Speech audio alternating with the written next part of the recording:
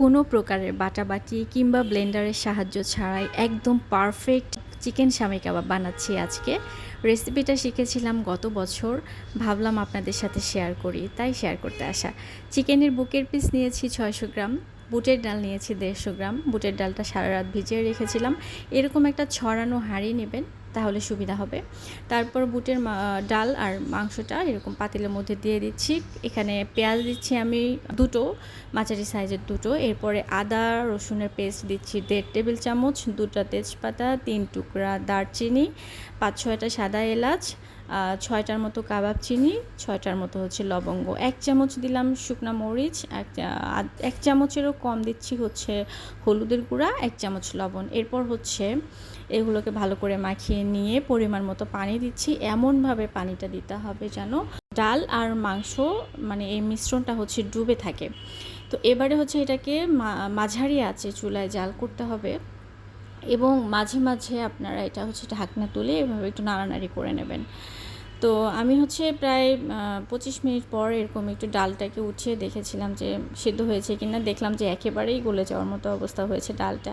তো প্রায় 35 মিনিটের মতো জাল করার পরে এটা কিন্তু খুব ভালোভাবে সিদ্ধ হয়ে গেছে। তো সেই সময় গিয়ে আমি যে মশলাগুলো উঠিয়ে ফেলছি, একটু পানি পানি আছে, তো এরকম পানি পানি থাকা অবস্থায় মশলাগুলো উঠিয়ে ফেললে হয় কি যে পানিতে ভেসে থাকে, মশলাগুলো উঠাতে সুবিধা হয়। প্রায় 40 মিনিটের মতো আমি এটা মিডিয়াম আঁচে খুব সুন্দর করে একদম সময় নিয়ে আমি এটাকে সিদ্ধ করেছি যেন খুব সুন্দরভাবে এটাকে ম্যাশ করা যায়।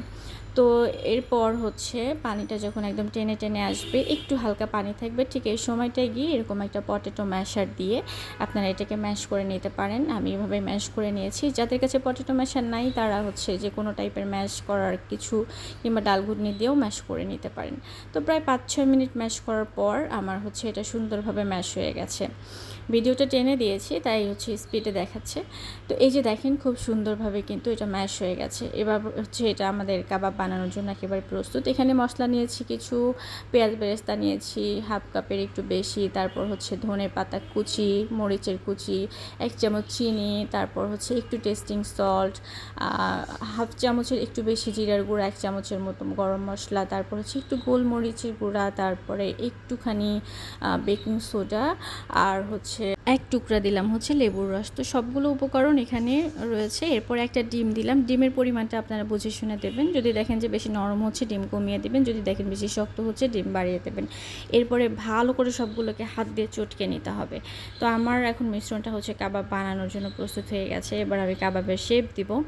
তো প্রথমে একটু হাতে তেল মাখিয়ে নিলাম, নেওয়ার পরে আমি হচ্ছে গোল গোল করে ঘুরিয়ে নিয়ে তারপরে একটু চ্যাপটা করে নিয়ে সাইডের অংশগুলোকে এভাবে একটু ঘুরিয়ে ঘুরিয়ে নিলাম যেন ভেঙে না যায়।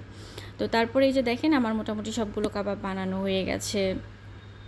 অনেকগুলো কাবাব হয়েছে, মোটামুটি ভালোই পরিমাণে কাবাব হয়েছে। তো এটা হচ্ছে এখন আমি তেলে ভেজে নেব। আপনারা এগুলো হচ্ছে ফ্রোজেন করে রাখতে পারেন কিংবা নর্মাল ফ্রিজে 1 দিন 2 দিন ভালো থাকবে। আর আমরা তো সবাই জানি এগুলো ফ্রোজেন কীভাবে করতে হয়, তাই না? তো এখন হচ্ছে এগুলো আমি তেলের মধ্যে ভেজে নিচ্ছি। ভেজে নেওয়ার পরে যে দেখেন কাবাব কিন্তু খুব সুন্দরভাবে ভাজা হয়ে গেছে, একটা কাবাবও কিন্তু ভাঙে নাই। তো অনেকের নাকি কাবাব ভেঙে যায়, এভাবে বানালে কিন্তু কাবাব ভাঙবেও না, খুব সুন্দরভাবে কিন্তু কাবাব ভেতরেরটাও হবে এবং বাইরেটাও দেখতে সুন্দর হবে। দেখেন কত সুন্দর করে আপনাদের জন্য আমি ডেকোরেশন করে নিয়ে এসেছি। এবারে ভেঙে দেখাচ্ছি ভেতরে কত সুন্দর আশ্বাস হয়েছে। দেখেন এটা কিন্তু ব্লেন্ডারে হতো না।